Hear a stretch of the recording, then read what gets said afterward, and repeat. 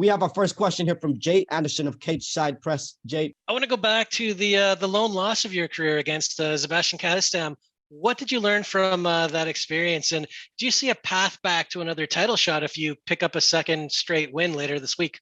Yeah, so that was a pretty interesting fight for me. I think that was like my 18th fight to that point, and I'd fought one way for those 18 fights, and the answer was always more horsepower, work harder than them, that old adage.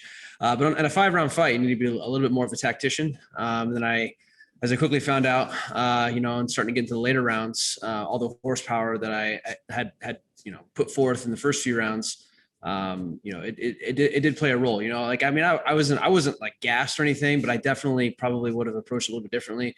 And I also, spent the time off, working on just being more efficient. Because sometimes it wasn't necessarily, I spend more time just working the same thing and being stubborn and like I'm going to get this and they'll break. And then came to find out that Sebastian didn't break. So I worked on. That's the biggest thing is just trying to be more efficient and a little bit more of a tactician. Especially for a 5-round fight. Here you are getting ready to compete in front of a U.S. audience, U.S. prime time, and I imagine that's not something you expected when you first started with One. So what's that feeling like? It's amazing. One does a fantastic job with their promotion. When I would come back and tell people, the behind the scenes things and being at the actual shows, I think that all their shows are top notch. And then, and I think it's a great opportunity for the American audience to be exposed to the different rule set, as far as like knees on the ground, and you have to defend yourself at all times. There's no resting position just because you have a hand on the ground. That's a big deal. And then obviously there's going to be a lot of eyes on it because, sharing the card in the evening with Eddie Alvarez and DJ, and those big fights as well. So it's an amazing opportunity, right? And that's why I want to put the best version of myself forward, so then people can start, wanting to follow me as well. Thank you, Jay. Next question here from Leon Jennings of Asian Persuasion MMA. Leon. Hey, so I spoke to you the other day and you mentioned you got food poisoning a few days out last time you competed against Egolantani. Are you being extra careful what you eat this time around then? I am. There's, I always prided myself on kind of having an iron gut, especially being in the military. Sometimes we're eating MREs or whatever, but it turns out that, I'm not immune to food poisoning. So yeah, what you guys saw last, when I was in that cage was probably me at like 75-80%. So no, I'm at full strength now. So I'm feeling pretty good. So. But yes, I'm much more strict with what I've been eating. So, Tyler, I understand you are still serving the Air Force full time. Tell us about that and juggling both work and training for this upcoming bout. First and foremost, it has to do with my amazing support system from my wife and daughter at home, to my leadership in the Air Force. When I'm in camp, I'm working 17 and a half, 18-hour days, and then I go. Obviously, my wife kind of takes the leadership role as far as taking care of my daughter, and then the Air Force provides me with time that I need for my strength and conditioning. And then I've got a great support system at Apex MMA with all my teammates there. I've got a group of guys that are always there for me. They always show up, and then we always get after it, right? So I would say like that's the biggest thing. That and just plain mental toughness. Camp is a grind. It's a grind for anybody, but then when you're serving in the Air Force as well, because there's a standard you have to meet, and then there's and I have people that are counting on me to maintain that standard. So, there's a lot of pressure there to do both. But again, due to my great support system, that's how I've been able to do it. We have a question here from Jude Briosis of Overtime Heroics MMA. How do you feel about fighting in your home soil and presenting or showcasing One Championship? What is the biggest takeaway that you can give to the audience to hook them to follow the promotion One Championship? Yeah, honestly, I think it's going to be the rule set and the different disciplines that they'll see, because on any given card for One Championship, you can have Muay Thai, kickboxing, you can have, we just signed Gordon Ryan, right? So there's going to be some submission or grappling bouts as well, obviously, along with the MMA. And then also as I said earlier, the different rule set, right? Like you can't rest in the fight, right? Like, because you're down, you can still take a knee to the head. Obviously, they've eliminated things like soccer kicks and things like that, but you still have to defend yourself at all times. You've seen some of the controversy in other promotions where disqualifications and things like that, but you're not going to have that in one. It's you better put out, or you'll be put out. Tyler, your only one loss in One Championship is against a former champion, Sebastian Kadestam. What have you learned from that fight? And what have you worked on since your last bout against Aguilantani? So yeah, the biggest thing that I learned against Sebastian was, again, being a tactician, and that horsepower isn't necessarily always the answer. And understanding kind of how to manage your energy. Fighting a 3-round fight is so much different than fighting a 5-round fight. So I don't have to change a lot of as far as my strategy for a 3-rounder, but if I am going to challenge for the world title again, there are some things that I learned because that being my first 5-round fight ever. There was just a lot of learning taking place. And as far as what I've worked on with Aguilan, really there's a lot of things I wanted to showcase that I really didn't get to with the food poisoning, and then just things like I didn't get a proper warm up, and I really wasn't warmed up till the 3rd round against Aguilan. So just all these COVID protocols, and they're just making things, that just makes things, adds a layer of difficulty. So I don't envy all the red tape and stuff that one has to cut through to put this on. They're doing an amazing job. But yeah, so that's the biggest thing, is just working on being more technical, right, and then being more efficient. I think that's going to be the biggest answer to this title run. Question here from Simon Romero of Behind the Grid. So I just want to know, from people who maybe aren't too aware of the skills that you bring to the table, what is something you would like them to know specifically about you for fight night? I would say it's always pressing. If you look at any of my fights, I'm always pressing the action, right? I don't rest a whole lot, right? So I think that tenacity and the fact that I always want my hands on them, like it's not like I'm not out there trying to point fight. I mean, I treat it like a fight. And I think that's the difference. And that results in more, clinching and grabbing them, but at the same time, like I'm looking to throw bombs and to finish it, right? So and if that bomb ends up with a takedown or a clinch, so be it. But if I'm going to get into a fight, like I'm not going to be an easy out. So I think that's the biggest thing. Is that anytime I show up to the cage, it's going to be a fight. And my last one for you here, in your opinion, do you feel that your opponent you have ahead of you just maybe your toughest fight yet? I would say, as far as maybe the most diverse skill set, Sebastian was pretty good. I think that, if you look at my strength of schedule, I fought pretty much the cream of the crop for one championship. Everybody that I fought has either had the title or fought for the title. I got introduced to one fighting Sapo he had like 38 knockouts. So I would say I'm more comfortable for this fight. But at the same time, I know that he's young, he's hungry, he's from Dagestan, which, you pick a guy on the street with a beard in Dagestan, he's going to be tough, right? So I just expect this is going to be a war. Next question from Dylan Bowker of My MMA News. I was just kind of curious about your thoughts heading into this match, just because it seems like with this division in particular, there's maybe more of a nebulous kind of contendership hierarchy. Has one championship communicated to you, like, if this is the title eliminator bout for Abasov's belt, or has nothing been specified in that regard, or in a broader sense where the winner gets in the contendership hierarchy in general? They haven't said anything to me directly. I've been told in the past that right before I fought Aguilan that I was 1 or 2 away from being considered for the title shot. But if you look at some of the social media things that one is posting, it's saying, that this is potentially the bout. I don't really know who else would be ahead of me, especially if I get a win.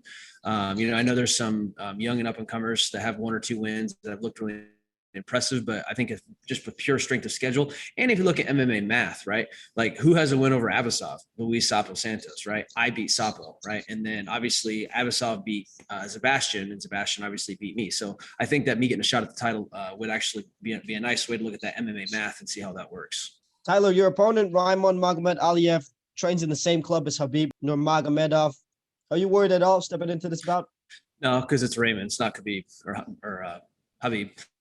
That's like, as far as like who you train with and all that. I mean, in the end, like I've said for a long time that, if you lose, it's on you. If you win, it's because your team that helped you get there. But, it's not like, I don't really think about who they're training with or whatever. I mean, I could talk about, some of the guys that I train with, either the people, at Apex MMA, or I just had UFC welterweight Michael Chiesa come down and train with me. So like we can, measure sticks on as far as like who we're training with, but in the end, it's the guy across from me has 2 legs, 2 arms, and he needs air to breathe. So it doesn't really matter who he trains with. We have a question here from Peter Atencio of Manila Standard.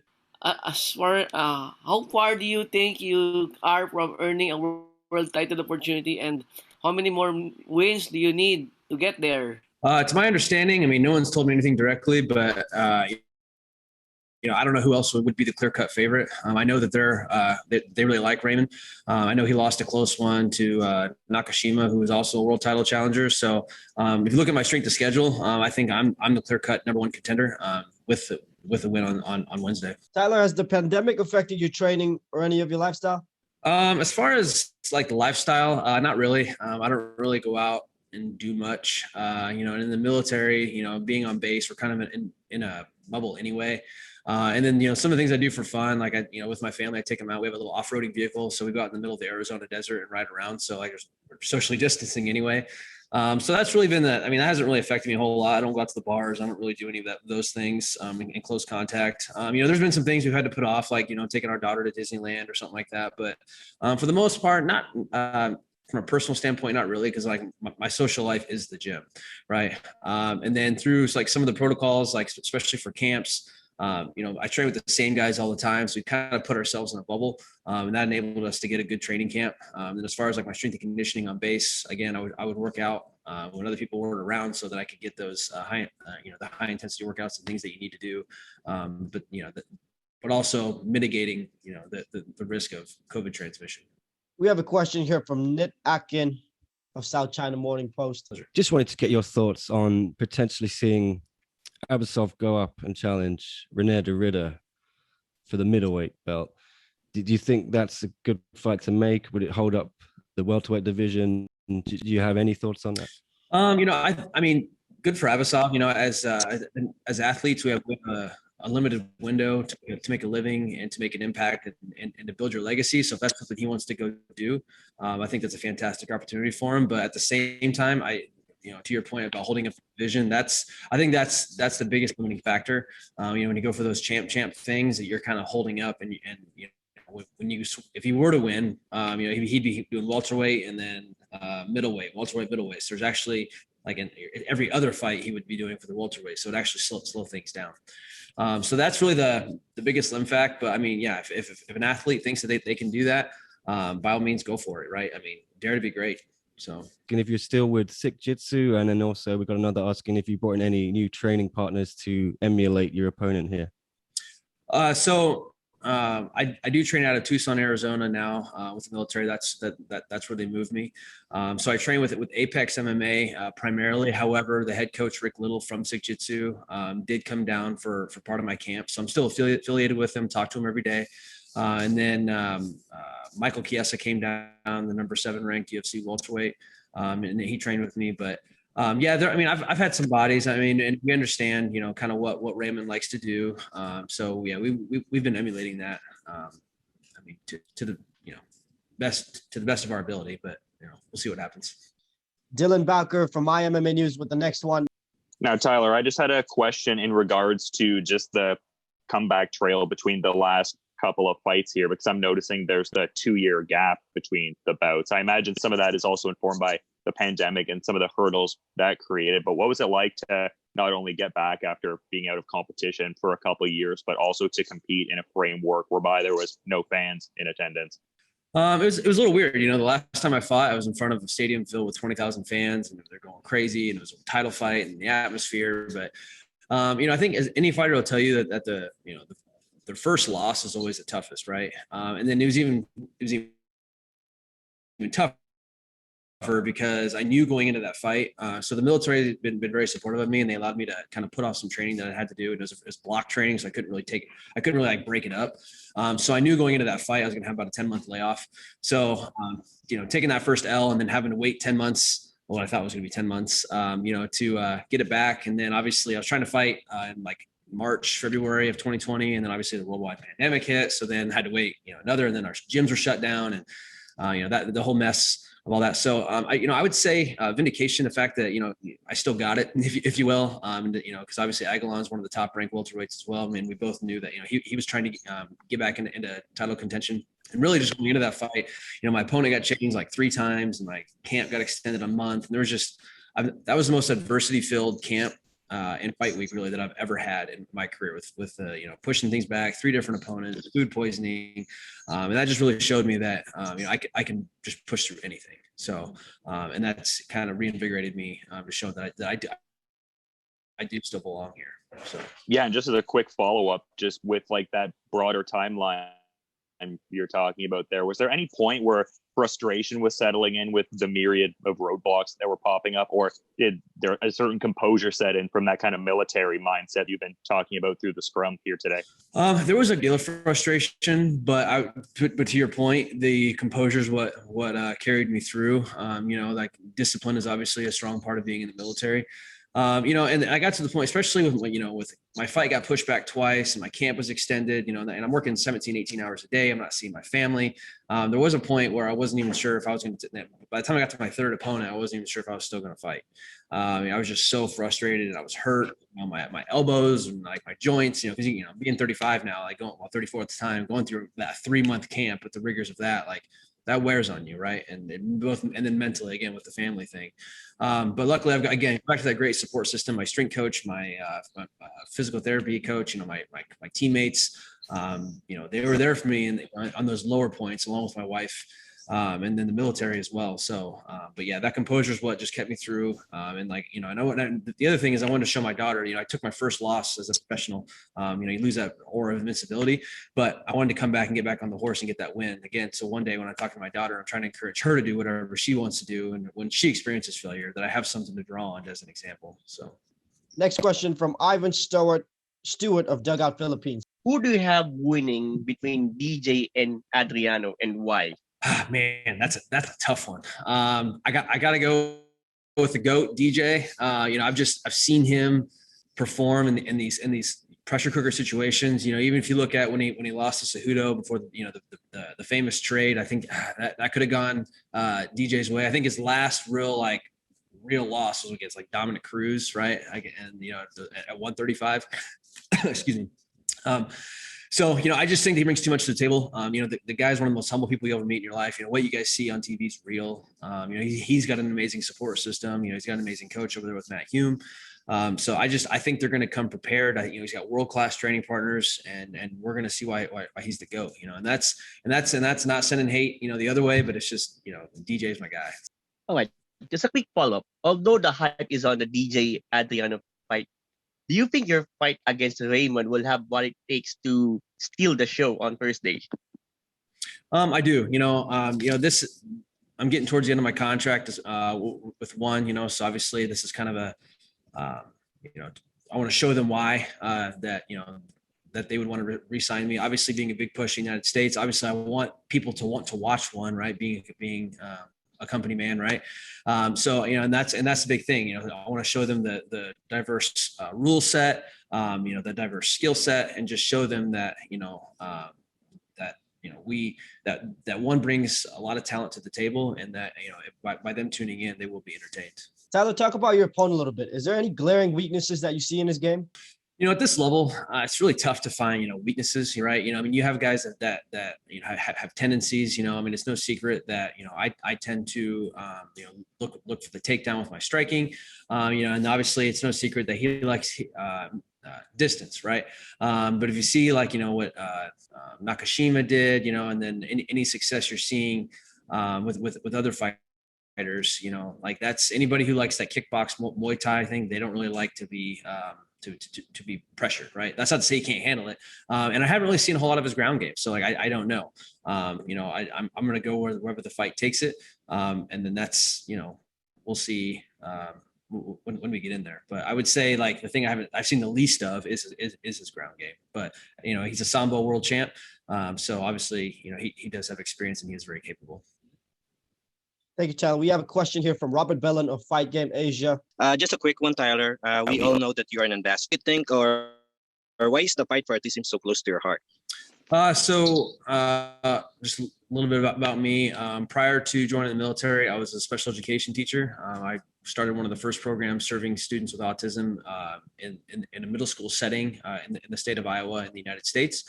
And then as I was doing that, I also took up amateur fighting. My then girlfriend, now wife, her cousin fought professionally, and I thought, well, that's something I want to put on the bucket list and just say that I did. And then when I started fighting, one of my students' parents gave me an autistic kid's rock shirt, and that's really kind of where that all took off. So spending the time and seeing the impacts and seeing what just a simple t-shirt and just talking about it can do for the community, both for, the kids and also the family members, right? Some people get so wrapped up around the diagnosis of autism that they forget that these are just kids, right? And we're seeing the same thing with other issues, like Down syndrome, right? Like it's not a death sentence, right? It's just a different path, right? And that's the biggest thing that myself and the Fight for Autism is trying to do. What's nice about Fight for Autism is that they offer kids on the autism spectrum the ability to compete in combat sports and fitness and things like that as an outlet, just like any other kid. What do you think about the Arjan Bular versus Brandon Vera fight? For you, what do you think will win and why? Wait, say it again. Sorry, you cut out. Sorry. All right. What do you think about the Arjan Bular versus Brandon Vera fight? Who do you think will win and why? Man, that's well, obviously Brandon Vera is a killer. And I never want to root against him. That's tough. I'm gonna have to go with Vera. Tyler, we're gonna move into some rapid fire questions. Whatever comes to your mind first. If you could have one superpower, what would it be? Speed. Stuck on an island, you can only eat one fruit for the rest of your life. What fruit are you picking? Banana. Yep. I'm not buying time, I promise. Favorite country you've been to? Singapore. Who's the nicest one athlete you have ever met? Mighty Mouse. Aguilon. Mighty Mouse and Aguilon. Sorry, I'm gonna go with Aguilon. He gave me the shirt off his back. Aguilon's on the card. So one ice cream flavor for the rest of your life. What are you going with? Chocolate. I'm a simple man. If you were to go into a medieval battle, what weapon would you choose? Do I get crossbow? Does that count? Counts. All right. One last one. What's your favorite food? Pizza. Oh, pizza. I'm a pizzaholic. Love it. What's one of your all-time favorite movies? Cinderella Man. Eddie Alvarez said the same thing. Yeah. Thank you so much for your time, Tyler. All the best this April 7th.